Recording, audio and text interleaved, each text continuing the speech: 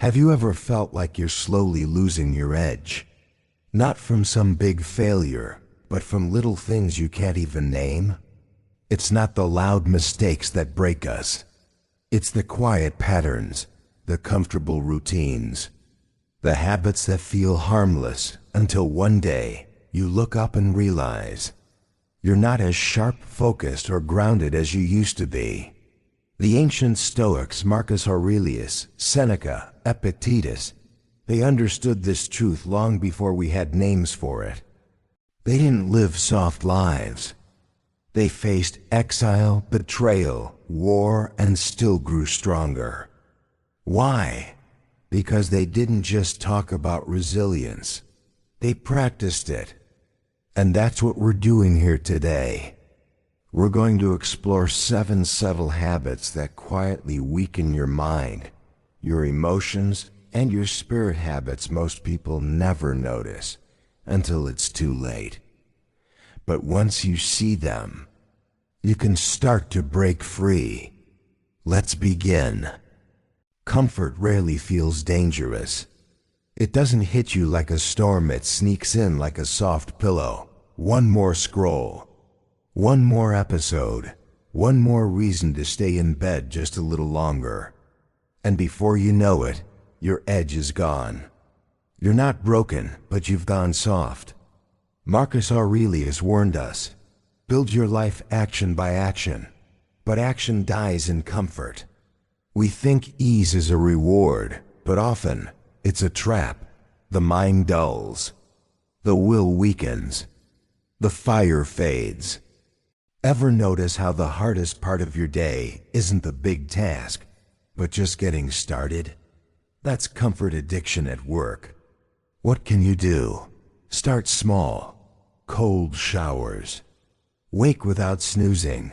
Set goals that scare you. Discomfort isn't your enemy, it's your training ground. Walk into it. Let it shape you. Sometimes the real danger isn't failure, it's being stuck in your head. You replay that one conversation. You second-guess your choices. You tell yourself you're thinking it through. But here's the truth. You're not preparing, you're postponing. Seneca said it best. We suffer more in imagination than in reality. The longer you think without action, the heavier the decision feels. You lose momentum. You lose trust in your instincts. And while you're planning, life keeps moving. Opportunities don't wait for perfection. Ask yourself, how many good things have you missed because you waited to feel ready? What's the remedy? Shrink the step. Act within 5 seconds of knowing it's right. Because clarity doesn't come from overthinking. It comes from doing. Let me ask you something. When was the last time you did something just because it was right, not because someone would see it? In today's world, it's easy to live for the applause. We post for likes. We dress to be noticed. We speak to impress, not to express. But Epictetus warned us long ago, if you want to improve, be content to be thought foolish. When your worth depends on how others react, you're no longer free. You become a puppet chasing praise, fearing invisibility.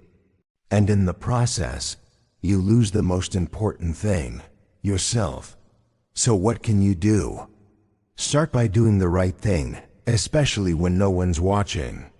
Set goals that align with virtue, not attention. And remind yourself daily, I am not my image. I am my actions. Have you ever said something in anger and immediately wished you could take it back? We all have. That's the trap. When someone else can pull a few strings and make you explode, they're in control, not you. Epictetus said it clearly. Anyone who can anger you controls you.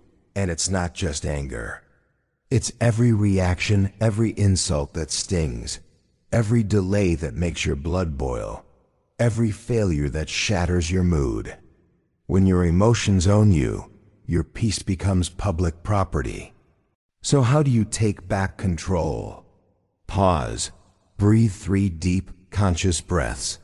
Ask yourself, is this under my control? You don't have to suppress emotion, but you must lead it. Don't be ruled by reaction. Be trained by restraint. When was the last time you sat in silence, just to hear your own thoughts? In a world of nonstop notifications, endless scrolls, and background noise, we've forgotten how to be with ourselves. And honestly, many people are afraid of it. Afraid of what they'll hear when the world goes quiet. But Marcus Aurelius knew better. He wrote, "Nowhere can man find a quieter retreat than in his own soul."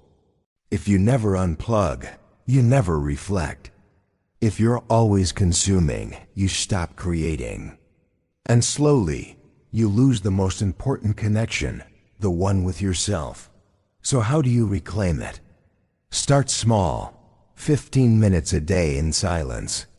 Take a walk, no phone, no headphones. Write down what you feel, even if it's messy. That quiet space inside you. That's where your real power lives.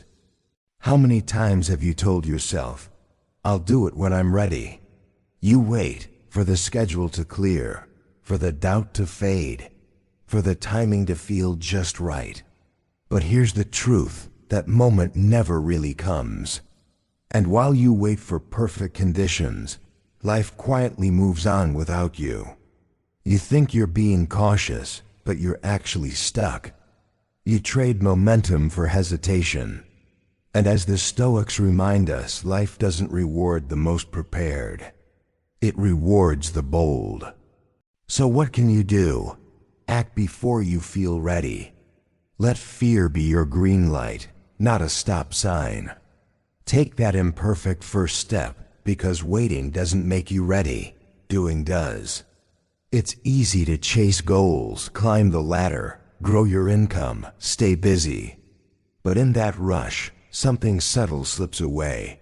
You get louder, but not deeper. You build an impressive life on the outside, but no foundation on the inside.